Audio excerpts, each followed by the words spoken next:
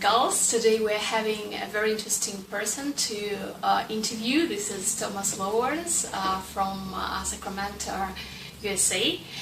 First of all, he's a VIP teacher of English, so if you need some really good English practice, you know whom to call, whom to contact. Then he's a crazy party animal, as I know. And the third thing, which is most important for us, he's a very devoted and passionate traveler.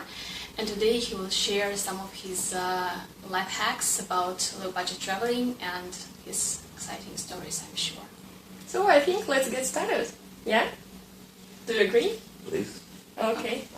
So, Thomas, all in all, how many countries have you visited already? So, to date, I have traveled through 84 countries, but that doesn't give the full picture of the answer because, for example, recently I was applying for my new Russian visa, and there's a question that you must list all of the countries you have visited over the last 10 years. I started traveling 18 years ago, but just in the last 10 years, going through my passports and checking the stamps, I realized that I have crossed 96 international borders in a 10-month period. So there are many countries that I've traveled to many times. That's crazy. Yeah, exactly. And how do you choose the countries? Firstly, I traveled to Europe because I was 23 at the time, and growing up, I never really imagined that I would actually have the opportunity to travel internationally like I do. And so upon my first trip, Europe just seemed logical because when we're growing up, you read about places like the Eiffel Tower, Stonehenge, and things like this, the Colosseum. And I wanted to see those places in person, of course. But what I also learned through this experience is that these places kind of lose their impact. I can remember walking in Rome and seeing the Colosseum and just being amazed that, oh my God, I'm here. It's right in front of me. But the next day I was walking past it as if I'd already seen it and checked it off the list. And so for me, what's most interesting is traveling to the countries that are unusual as to my own home country where I'm from. So the most unusual places are the ones that I'm attracted to. So I did my first trip through Europe. That was 6 months of backpacking, and I visited over 20 countries at that time. And that included some of Eastern Europe. And because Eastern Europe was drastically different than America, whereas America and Europe are rather similar, it really pushed my desire to go further. Tell us about the differences, just... Well, the architecture, the people, and, you know, I come from America, which historically has had a strong economy. And so to visit countries which are poor and they have much less to live off of, it's fascinating to see the happiness that people can have with so little. It's changed my own life quite greatly because I've learned to live with very little, which also helps me finance my travels. So to meet people of different cultures and to see how they can find greater happiness than a lot of us who come from stronger economies with so little, it's very humbling. Do you prefer European countries or more Eastern or Arabic countries or African countries? What part of the world are you most interested to? Where your focus is? Well, it's hard to say that I actually have a focus because my goal is to see as much as the world that I can while I'm here. And so essentially I break my trips up into regions. I did Europe and Eastern Europe and then into Russia. I traveled to Russia 13 times before moving here nearly 12 years ago. I traveled through Central Asia, all but I believe one or two countries of mainland Asia. There are 2 countries in Europe that I've missed. And now when I look at my map and I see the countries that I've missed, and it's quite difficult to go back just to one individual country because most of my trips span months and I try to see all that I can. Now I break things up into manageable regions. So like the last 3 years ago I did Central America, from Mexico to Colombia, and then the last 2 years I broke South America up into 2 separate trips that would allow me to manage nearly all the territory. Unfortunately, I wasn't able to visit Venezuela because of the problems there. But I want to feel the difference and understand all these different cultures everywhere in the world. So it's not that there's a specific place that I have an interest in. Yeah, we get it. And what was your longest trip ever? The longest trip was 6 months, but at this time I travel every year between 3 to 4 months. My work has a slow period in winter, and I've learned that this is the best use of my time. And so each year I kind of plan what I can do in that amount of time. Right now I'm planning my first real trip to Africa, which will probably be 8 or 9 countries over that period. Do you have some problem understanding people in the foreign countries where English language is not like, an official first language? No, it's not so much that you have problems. Of course, there are some important situations where you need information, train schedules and things like this. And it can be a little complicated, but these are not serious problems. You learn to manage all problems when you're a backpacker. But in fact, I prefer countries where English isn't widely spoken. For example, excuse me, but as an American, the last thing I really want to hear is the American accent when I'm traveling, because the idea is you're wanting to experience something new. And so when you hear the accent of your motherland, it kind of shakes you from the experience that you went to go for. So, I've learned that there is so much you can communicate with very limited vocabulary. It's very similar to Russians, because what Russians usually do when they travel somewhere, even to Turkey, they don't want to meet Russians there. Mm-hmm. And when they hear Russian, they go the other direction. Yeah, exactly. They're going they're going in different direction, and they're saying loudly, "Oh, again, Russians here." Like they are not. It seems they are not. There's many times where I've tried to start up a conversation with Russians, speaking in Russian while traveling, and their immediate response to me is kind of clear that they don't want to speak in Russian. But then you switch to English, and then they're like, "Okay, let's go for dinner together." Yeah, sure. But for example, many years ago I traveled to Belarus, and I didn't have much time there, but I stayed, I visited 2 cities, and while visiting Minsk, I rented a room with a local woman for about 3 days. And I can remember very clearly, very fondly, that over those 3 days we spent most of our evenings sitting in her living room and trying to communicate. This woman at that time, she probably only spoke about 5 words in English, and my Russian probably wasn't any better at that time. It was probably only about 5 words as well. But we had the desire to communicate. And so during these evening conversations, I was able to learn, first of all, that while she didn't speak English, she spoke both German and Spanish. She studied German in school, and one of her children eventually moved to live in Germany. And her other child moved to Spain, which is why she began to learn the Spanish language. And regardless, through our desire to communicate, I learned so much about her. So, for example, I knew what her political views were within Belarus. I understood how she viewed foreigners, specifically Americans, but also others. I learned that on her refrigerator, she has this cartoon postcard of a very, very large woman. And she says that she uses this as a reminder so that every time she opens the fridge to eat, she can remember that she doesn't want to be an American. It was very sweet. It was very sweet. But so we learned so much about each other because we had the desire to communicate. I'm impressed with the story about the. Yeah, it's a good idea actually. Maybe not to be Americans too like chauvinistic or something like that, but just don't want to be too big. Mm-hmm. Let's put it like that.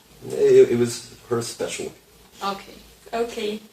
Just a pause, a short pause. No, don't turn off. I would say let's speak loud as we can, because I don't have a microphone, and no problem. It would be better. Yeah. Okay. Next question is yours. Yeah, do you like traveling on low budget or something? with understanding people Yeah, there. it was mine there. And then... And have you asked already? yeah, And Thomas just answered that. Okay. So let's continue. Thomas, do you like just traveling on the budget, or do you travel saving money usually? I'm a backpacker, and I live by those rules. And so essentially, I look to spend as little as possible throughout my trip so that my trips can span as long as they do. And so, of course, there are experiences that you shouldn't miss, and they are worthy to splurge and spend extra money. But the idea is that when you don't need to spend the money, there's no reason to. So I'll have some days which I spend a lot more than my intended budget, but that just means on other days when I don't need to spend the money, I try to spend far less to balance it out. And so, for example, I keep a spreadsheet throughout my travels. One, I just find it interesting. From my very first trip, I began to do this. So absolutely every purchase I make through the day, it doesn't matter if it's a pack of gum or what it might be, I list it, and then I keep a daily average of my expenses. And this is a daily reminder about how well I'm doing in following my budget. And so by keeping this track, it allows me to understand, I know that South America will cost me $53 a day on average. Now that's with everything, visas, flights, every expense down to the most basic one. And other countries, India, it's like $24 a day. Southeast Asia, I can easily travel on $20 a day. And that means you're going to probably pay like $5 for a dormitory bed in a hostel. Often your breakfast is provided for free.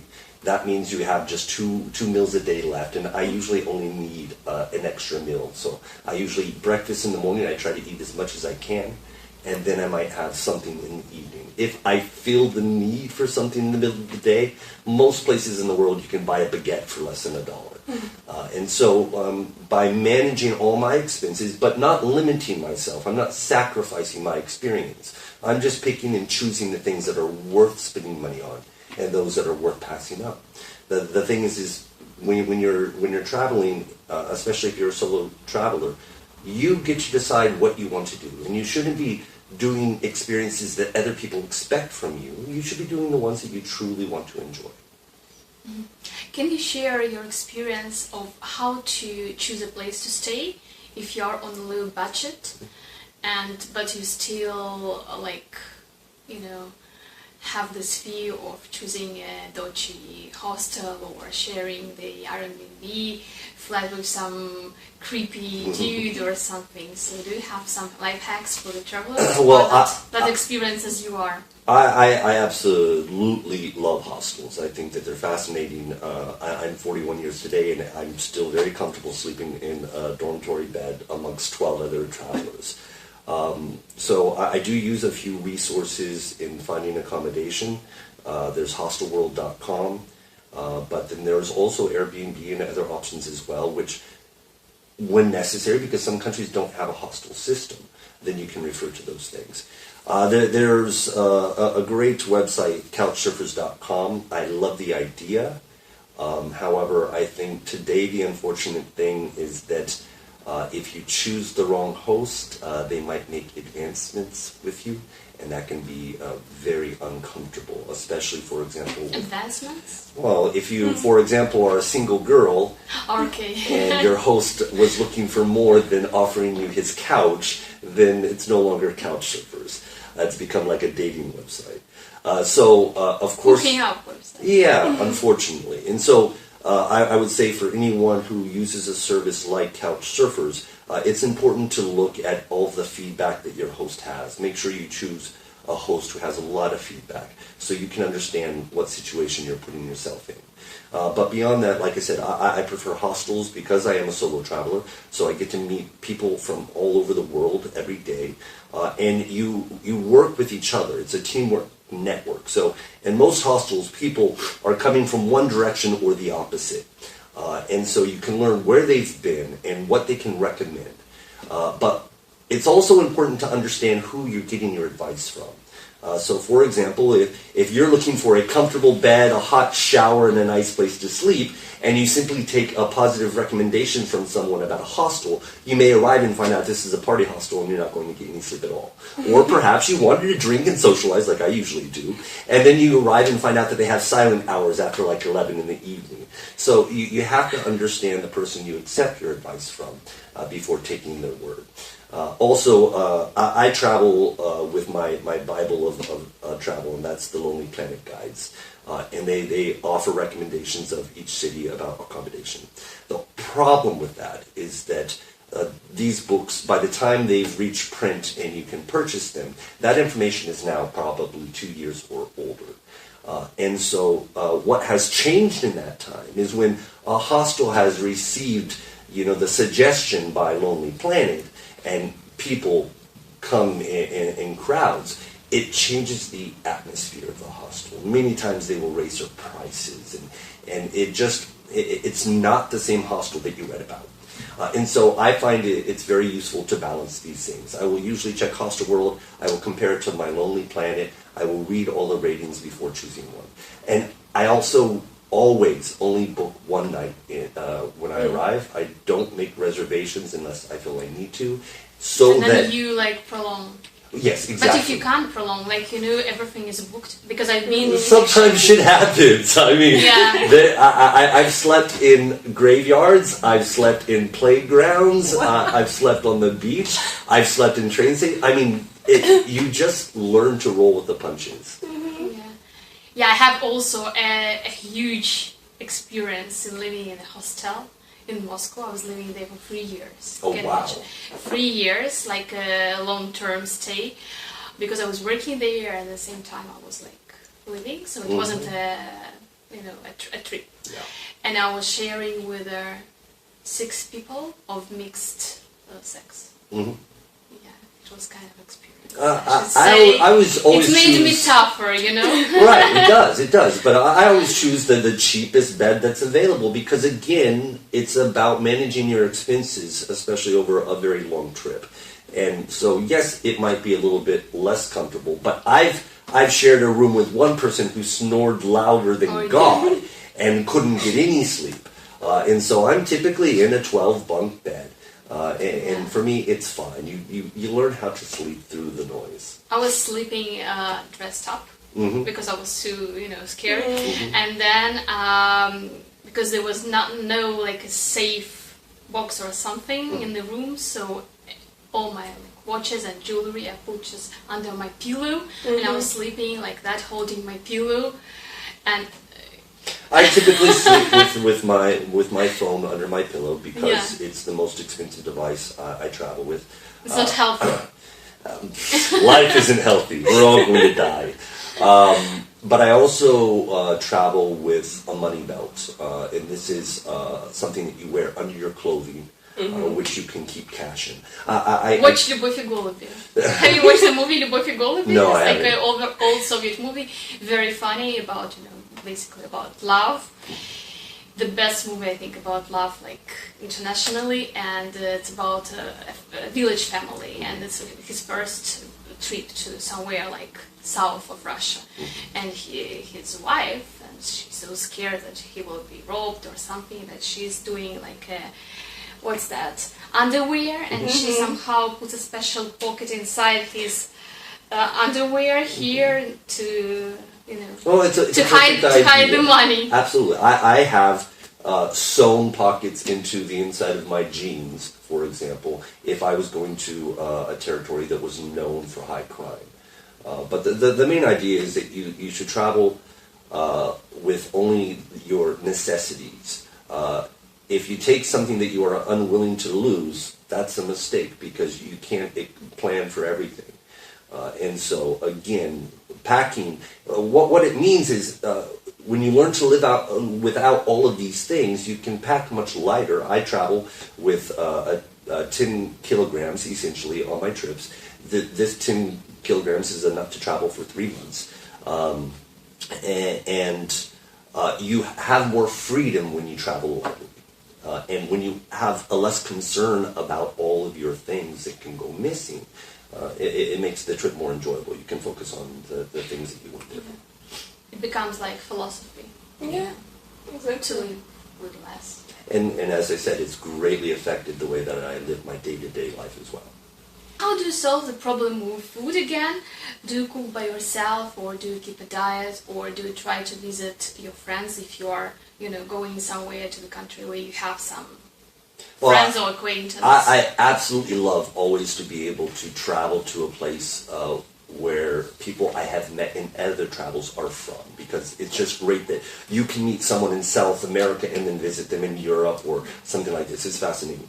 So of course I would never pass up on those opportunities. But as for myself, as I said, I typically I like the free breakfast in a hostel to start my day. I eat as much as I can to get through the day with that breakfast. And then throughout the day, if I need to eat, I typically eat from like street vendors. I love street food. I love the culture. I think it's a great way to experience but not in the Russia. culture. Oh, no. In Russia, street food, I think it's sosiska в тесте or something. Oh, no, come on. There are some lovely dishes here. I think. What's that? Blini. Okay, blini, okay. Now, of course, there are some destinations where cuisine is part of the focus of the trip. But as for myself, that just means I'm going to allow myself maybe one nice meal during that experience, but I'm not going to make it my mainstay. I'm not going to do that as 3 meals a day. That's just ridiculous to me. Do you mean a traditional meal? Yes, exactly. Because certain countries have certain foods that you want to experience you wouldn't experience in other places. So essentially my budget, I probably spend on average about $5 a day on food. And then, as I said, my hostel cost includes my breakfast. But it's the first time I've heard that hostels do serve the free breakfast. No, I'd say about Never 90% of the hostels that I visit. I mean, that's one of the things I'm looking for. Is They cheated on me or something. Oh, it was the wrong choice of hostel. But for those that don't, or just for your other meals, for example, the brilliant thing about hostels is typically have a kitchen available to you. And so I usually go to the local supermarket, I buy my own food, and then I make my dinner at home. And that's why you can get by with spending so little. Oh, yeah. Or you can just check out the fridge, what your neighbors do have in there. I'll be watching you anytime we stay in the same hostel. I wanted to ask just what was the tastiest meal you've tried? Like traditional. Yeah, maybe traditional, maybe not. It's impossible, since I've traveled so much, to remember any specific meal that was the best. But I do always seek out the most unusual foods that I can find. Seagull? Seagull? No. No, I was like, I've heard of seagull. I mean, so for example, in Russia, in Kazakhstan, I've had horse, and this, at least it was illegal in the States before. I think those laws have changed. And it's interesting to try horse meat as a sausage. I've eaten tarantulas in Cambodia. I have a list of the unusual foods that I have tried over time. And this is more exciting to me than a delicious meal. Because you can find a delicious meal in every country. That's right. I tried kangaroo. I've had it as well, yes. But then I was crying. I wanted to try because I like to try as you, like it's something new and exotic, but then the whole idea that I'm eating this poor animal. I had dog in Vietnam. Oh, And they served me a bowl. They have dog street, where it's a street where the restaurant's devoted to I dogs. banned myself to that. I said no. I felt I had to do it. It was very difficult, but that's part of the fascination, is how in one country, in one culture, we see this as a pet, but in then another country, this is... No, but they have its special dog. Special breed of dog. It's not like any dog from the street or from the household. It's a special, it's like a cow in Russia. It was raised up, and it was. Well, I didn't name my dog before I ate it, and I literally, while given a bowl, I only had like 3 bites, and I thought, okay, I had the experience. I can't eat anymore. Was it nice? It really wasn't so different from beef. There was a thicker layer of fat than Just what I expected. the smell is very different from anything, because I had this curly hair, so when I was passing by the street and all there in the center of Hanoi, they have the stalls with the dogs, and then maybe because they glaze it in some special way, you have the smell all around, and then it gets to your hair, and then you're like, I haven't tried. But it seems for me, every single day I was on the street, you can that still feel it. Yeah, that I am feeling I ate the dog or something like that. It's just really awful for me because I have a dog. Okay, let's change the topic. Okay, let's change the topic. Let's talk about the other thing. It is transport. Please give us any example of Nice topic. of different transport in different countries. Well, for the most part, I'm looking for the cheapest ways to travel. Yeah. But I've chosen certain countries to, for example, only hitchhike. That was my trip through Armenia. And it's an amazing experience to actually get to meet and try to communicate with locals in this way. But, I've had 30-hour buses. I've had rail journeys. The Trans-Siberian of Russia, I've done this twice, where you are on the train for days at a time. I love train travel, but I've also been on luxury catamarans in the sea where they have an open bar, and I've been on a minibus in Cambodia where there are twice as many people as there are seats, and you're sharing your seat with a goat. And so I've experienced, I think, most of what is available. I've sat next to a pilot on a 10-seater plane. That's cool. It was very cool. I enjoyed this experience. And like I said, those are the moments where you understand, okay, I could take a 3-day bus journey to get to my destination because it's in the middle of the Amazon, or I can take an hour flight and get there as well. Yes, I'm going to spend a lot more for that flight, but it's part of the experience. And so it was willing to splurge for that. Mm-hmm. Do you remember your best cheap trip and your worst cheap trip?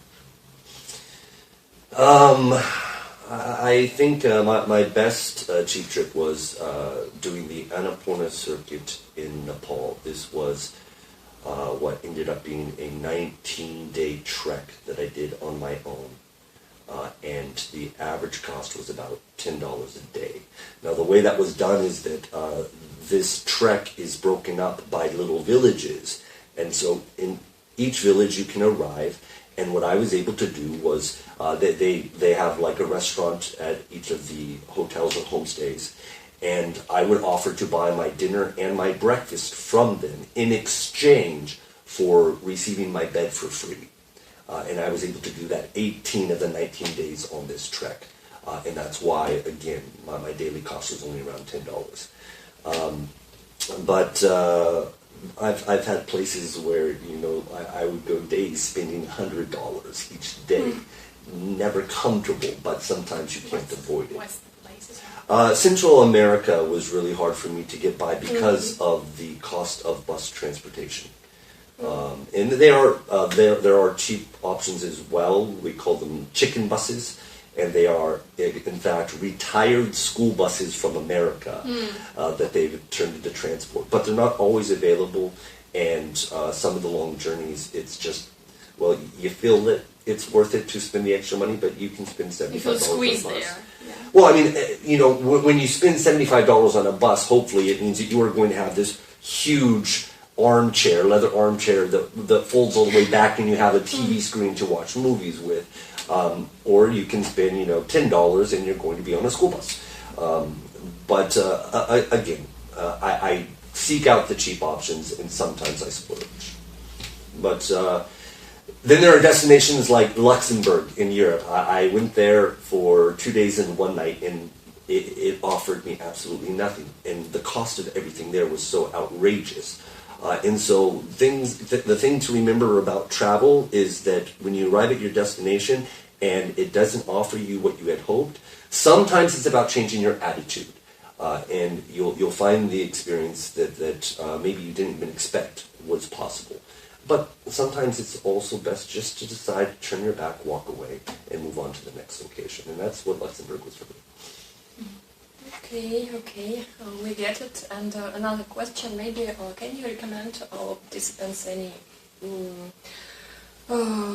maybe free, maybe low-budget tours when we don't have enough money, and so Some how resources, some to websites, entertain yourself, right? Well, as for myself, in most cities today, you have a free walking tour available. And these are typically offered from students who are studying at the local university. Now, it's called the free tour, but the idea is that you're going to be given 1 to maybe 3 hour walking tour, and you should tip at the end of this tour. But you get to decide based on your travel budget how much this experience was worth it to you.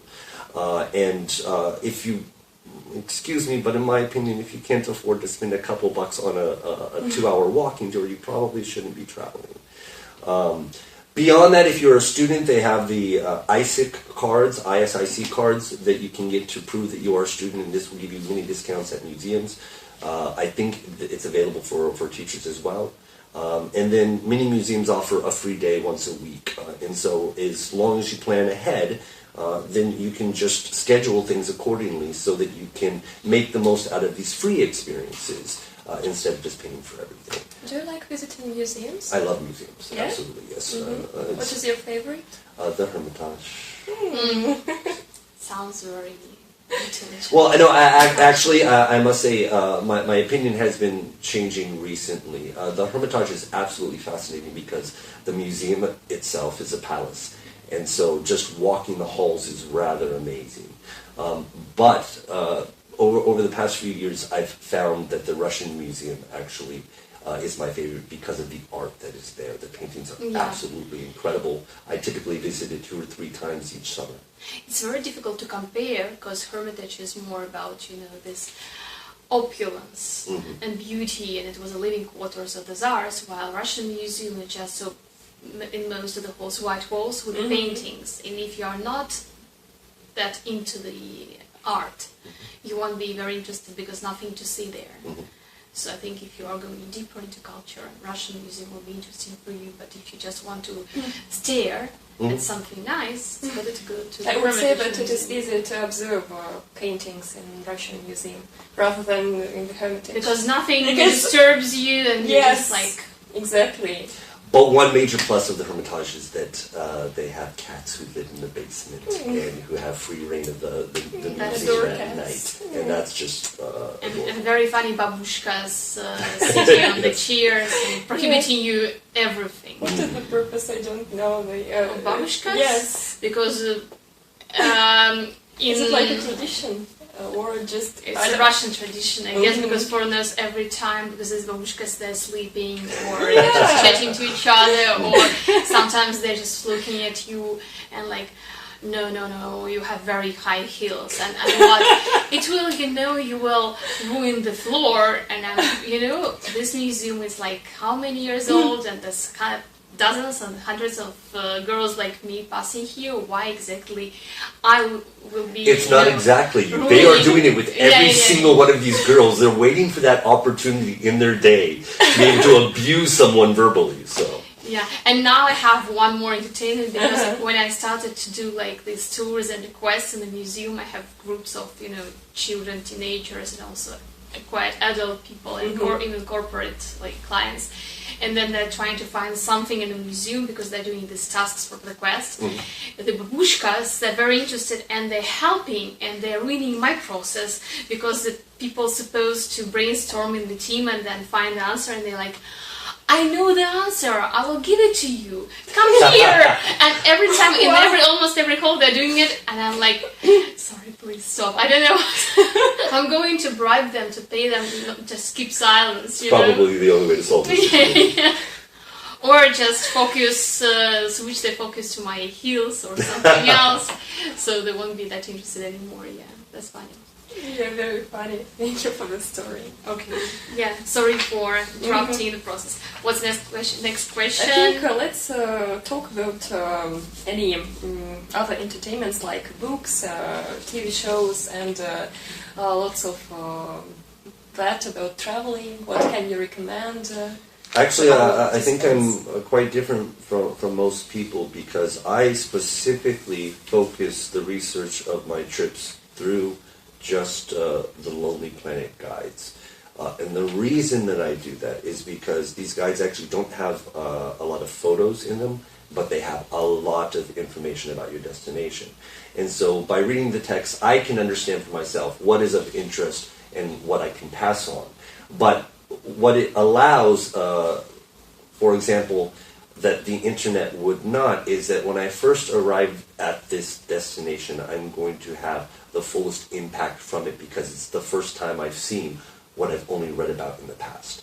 And so if I were to research on the internet or watch a lot of these shows, of course they can be entertaining. I love travel, and so from time to time I will watch travel programs. Do you have your favorites to recommend? No? From travel programs, no, I don't, actually.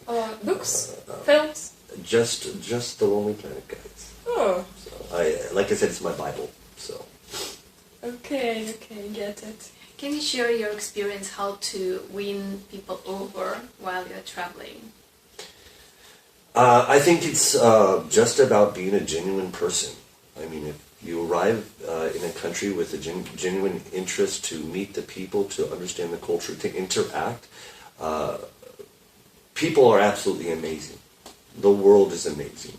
And so many of the countries I've been to, it can be as simple as meeting someone on the street and just starting a conversation. I've had fascinating conversations with people. I've had people invite me from the train station at 3 or 4 in the morning to their home. This was in Kazakhstan. The man lived in a home with a dirt floor, and yet in the middle of the night he invites me to his home so I wouldn't have to sleep at the train station. And he covered his entire table, this huge table, with all these dried fruits. The hospitality was just incredible. It allows you to believe in our world when we have so many horrible things that we see daily on the news. So I think it's just bringing that genuine interest, and people feel that. If you show your interest in a person, they are so delighted to share their culture and perhaps their life experience to welcome you into their home. And so being genuine is, I think, all it takes. Does it mean that the more money we have, maybe in our country, in our culture, the less hospitality we have? No? I'm listening to you just... Coming from America, the capitalist society, what I would say is I feel most Americans have become incredibly too careful, after accumulating things in their life. And so I tell people all the time, it's so unusual. In America, you wouldn't meet someone in a bar who's a foreign guest and think, I'm going to invite you to my home. This is something I did, but it's so unheard of, and most people who knew that I did this were concerned for me. The person can rob from you or something like this. But in fact, they understand your hospitality. Why do they think so? Why do they expect... Like I said, they've just become so cautious. It's just part of our society, I guess. Because more you're accumulating your resources, you feel in terms you need of money, to protect it. And that's, I think, a very sad part of the culture that I'm talking. Once, when I was studying in London, I went to some shop in Covent Garden and I met a woman. She was just trying different dresses as I did. And she was maybe 15 years older than me. And we clicked, I don't know why. She said I look nice or something like that, and I advised on her dress. And then she invited me to her to spend a weekend in Cardiff with her family. And first I was thinking maybe she's lonely because she's inviting the complete stranger. Complete stranger. Yeah. And she met me even not in some special circle of friends or somewhere in a party, but just in some random shop.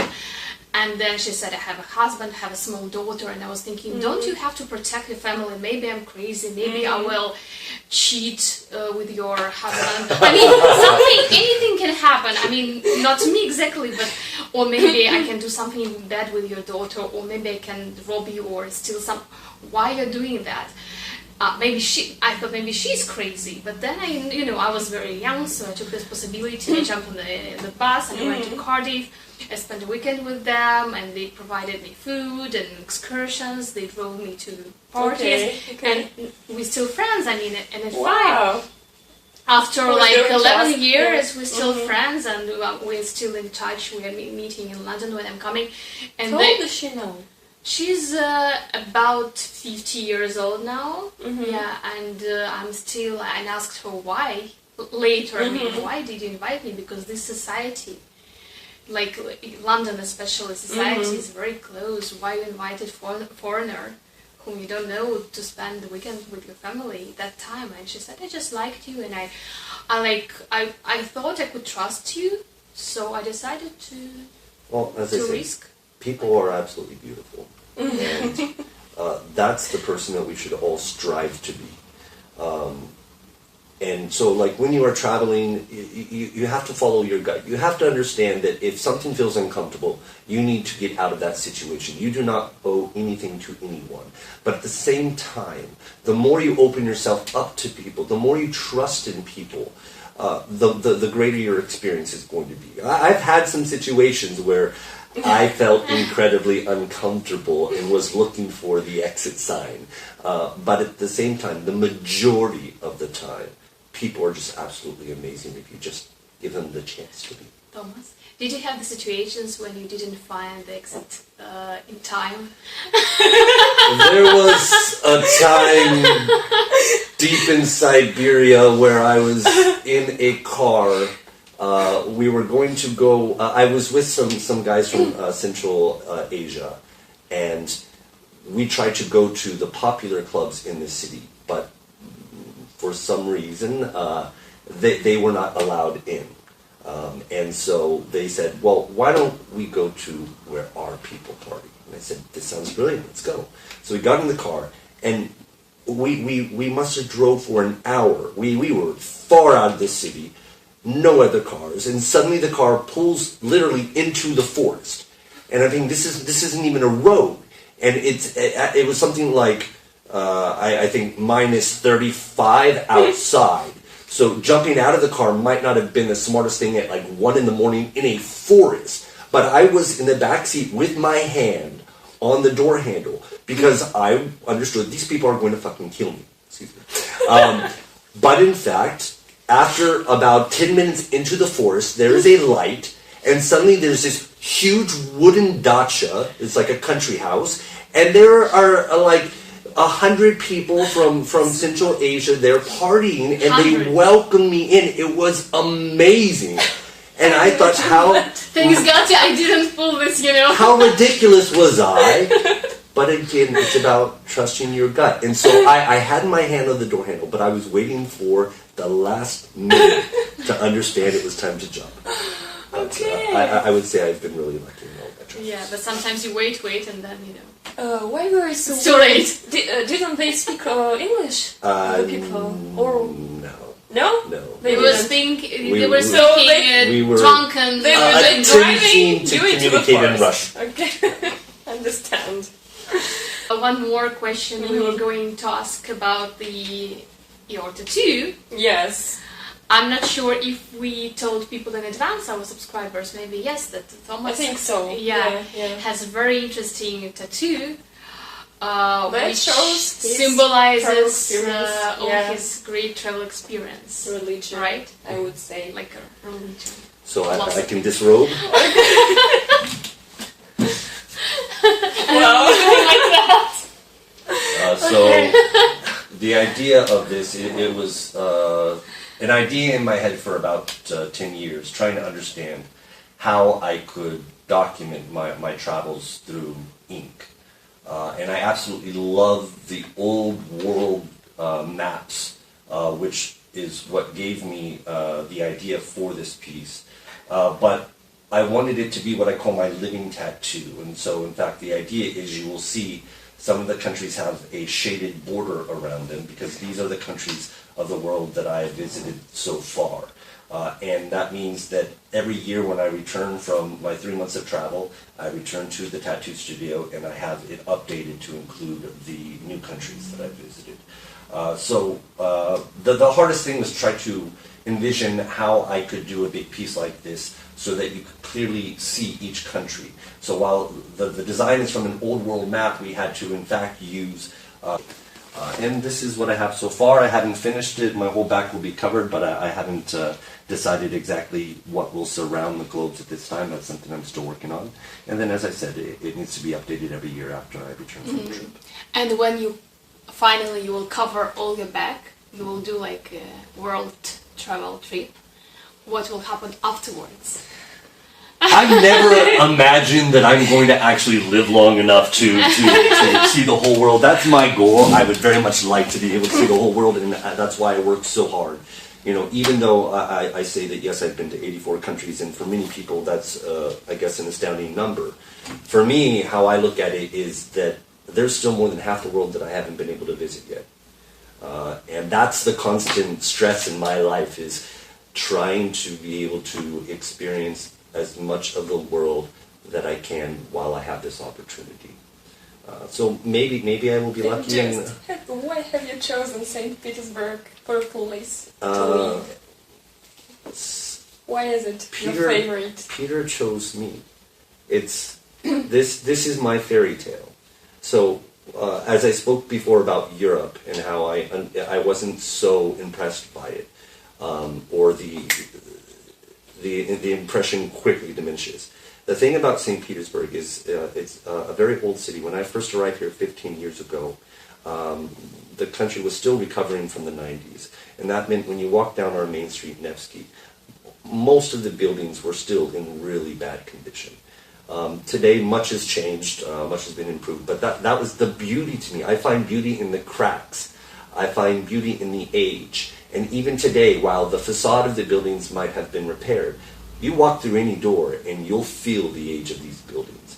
The fact that the city is built on canals is just something that I'm really passionate about. I love the winters. I love the idea that I'm from a city where in the summer it can be 45 degrees for a 3-week period. And I've moved to a place where in the winter it can be minus 30. And this is fascinating to experience these differences.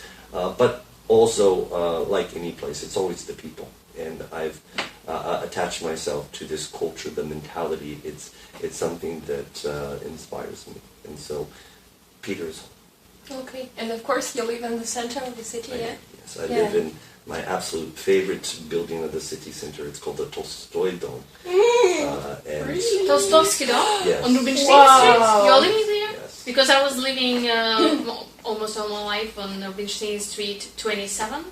Now my parents living on Shibakov for many years. So we're quite neighbors. Yeah, I'm very fortunate. I live in a communalka, which is a communal flat, and I rent just a room. But at the same time, my rent is ridiculously low, and that is part of what allows me to afford my annual travels, is by spending little in my day-to-day life so that I can instead invest in the time that I travel. Okay, Thomas, thank you for a Thank you great conversation. Super conversation, Yes. and I think that our subscribers will find it very exciting, of course, and very useful in terms of different things and phrases that you use, life and hacks what you mostly. advised. Yeah. That's great. And guys, please sign, subscribe, comment, ask questions to maybe Thomas, Please. if he is not against that, Not and at all. to ourselves. Of course. If you don't understand, if you didn't understand anything, you can still ask. Yeah. Thank you. So Thank you. we're saying goodbye. Bye. Bye-bye.